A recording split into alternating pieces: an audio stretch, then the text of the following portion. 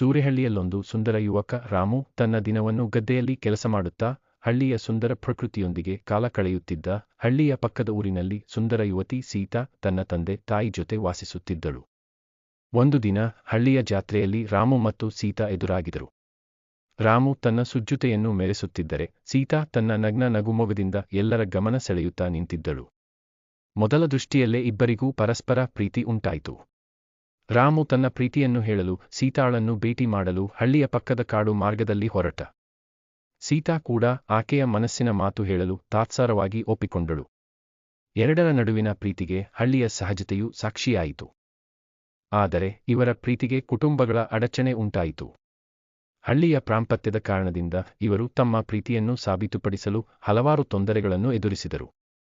ಅಂತಿಮವಾಗಿ ಹಳ್ಳಿಯ ಹಿರಿಯರ ಸಹಾಯದಿಂದ ಕುಟುಂಬಗಳು ಒಪ್ಪಿಗೆಯಾಯಿತು.